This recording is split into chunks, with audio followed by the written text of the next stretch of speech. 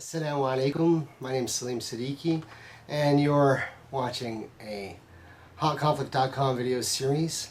And we're talking about Eid, the great celebration of the Muslims today, and the fact that Muslims all over the world gathered together with their families and went to pray in congregation and bow their heads to the Lord Most High, and what that means, and understanding what is the importance of this celebration, and that Muslims from all over the world, Muslims meaning those who believe in the Lord Most High and submit to His will, are gathered together in Mecca, in the Arabian Peninsula, to go to the house of God there to worship the Lord. And we're telling the story of the meaning of all these things. And we started with the very beginning of the creation of Adam and the war between mankind and the jinn.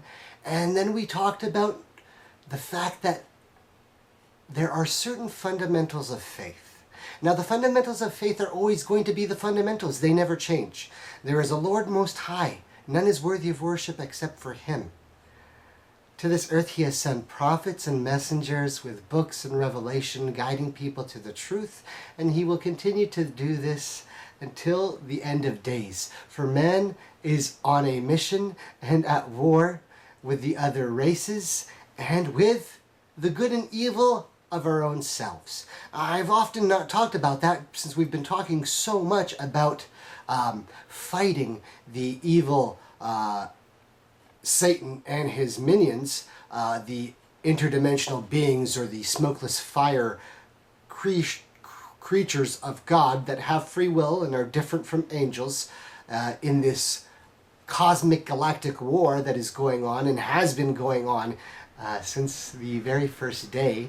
If you don't know what I'm talking about, go back and look at some of the beginning parts and you'll see the reference to Adam and then the destruction of the world at the time of Noah when there was no longer any believers in God, and then going down through the ages to the point where we're talking about Abraham. And Abraham had gotten to the point, he's considered the pillar of the faith, and gotten to the point where he knew that it was his duty to establish the faith on the earth.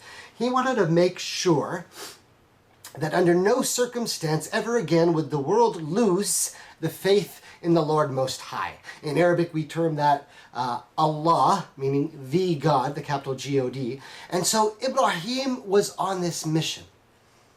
But like we said, oftentimes the story is difficult and the war is tough. And just as much as there's a war going on with the other races and Satan, there's a war going on within our own race and fighting within our own selves to search out for that truth.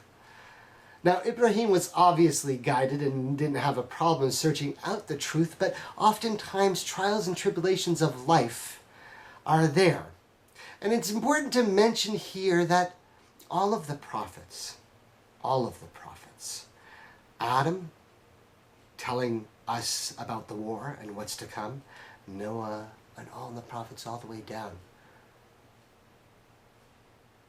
Abraham, Moses, David, Solomon, Jesus, Muhammad, all of the prophets warned us of the coming battle and the trials and tribulations of the end of days. I mean, it is well known amongst our texts in Islam meaning the submission to the one true Lord, from the Quran, the book of the Muslims, and the statements of the Prophet, that even the Prophet Noah warned his people at that time that remember to believe in the Lord Most High, because at the end of times there will be trials and tribulations and false prophets who come to deceive you.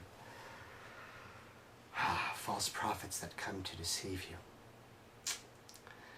And so Ibrahim wanted to establish once and for all and be a pillar on this earth so that belief in the Lord Most High is never again gone. And he knew that the best way to do that was to have righteous offspring. And he begged to have righteous children. But unfortunately, as the tests and tribulations that all the prophets faced, and as all mankind faces, his wife, blessed be her name, Sarah in Arabic, a virtuous and pious woman, was destined with the trial. And no matter how much she wanted, she could not bear children. She couldn't bear children, and she was growing so old. And Ibrahim wanted nothing more than to be able to raise a family and teach them the truth of the Lord.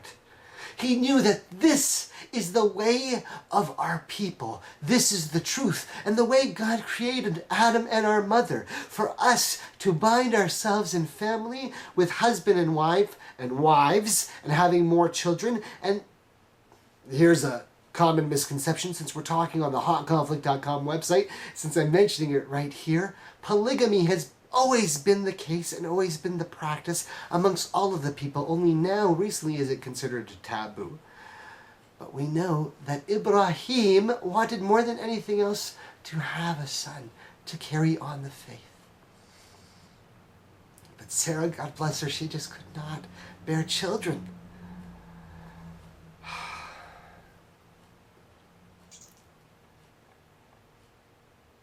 And we know one of the stories, and it's important, when Ibrahim went to the foreign lands. And since we're talking about the strange stories, and I have to bring you the truth, and you have to see some of the signs and hear it and listen. And if you're paying attention and you're searching for the truth, there is a chance that the way I'm telling the story just might make you think. Abraham went to go see who? One of the great kings. Nimrod in Arabic, Nimrod in English. And we call somebody a Nimrod. Why? Well, there's an important reason behind that. Abraham went to go to the king and tell him, I am a believer in the Lord Most High. And here you have this amazing civilization. Why is it that you don't believe in the true God? Don't you know that we are all the children of Adam and we are at war? You must believe in the true God, otherwise we will all be destroyed. And the Nimrod says what? What does your God do? Abraham says, my God is the one who takes life and gives life. He's God. He's God. He's the one who made you. Ibrahim was trying to say, it's obvious. Don't you know what I'm talking about? I mean, come on, it's so basic. Don't you understand the truth? There's God. Don't you believe in God? He's the one who made you. He gives life, and then when he decides you die, only God does that. But the Nimrod, he says what? I can decide to give life and take life. Arrogantly, as if because he's the leader of his people, he can decide to kill one of them or let them live. It's stupid, right? The stupidity of a Nimrod, right? Exactly why we have this tale in your vocabulary, right? Are you understanding what I'm trying to do by telling you the story in a way that you might just be able to get it in English? And so the Nimrod says, I can do that. I'm a god just like anybody else. The world again was corrupt and deceived and disbelieving and believing all kinds of arrogant things.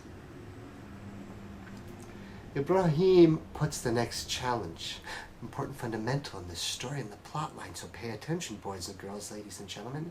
Ibrahim says this challenge, as the leader of the pious, as the leader of the believers of the one true Lord, Ibrahim places the final challenge of faith to the king and says, my God is the one who rises the sun in the east and sets it in the west.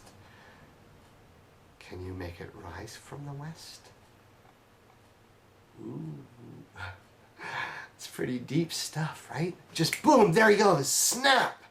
It's there in the story and we've all heard it. If you've paid attention to your scriptures and your stories, then it's there, right? Muslims have all this stuff too. And so obviously a point is made. Now, we have the knowledge that Sarah is unable to have children. And so Ibrahim is presented with the total agreement of Sarah, a slave woman, who is a pious woman. And her name is Hagar. In Arabic we call her Hajara. And Ibrahim wants more than anything else what? To have children. And Sarah is unable to bear children. And Ibrahim is begging God, "Oh Allah, Lord Most High, the one who has created us and placed us here on this earth, and the one who has sent me to establish your truth on the land, please bless me with a child." And so Sarah agrees to let Ibrahim marry Hagar.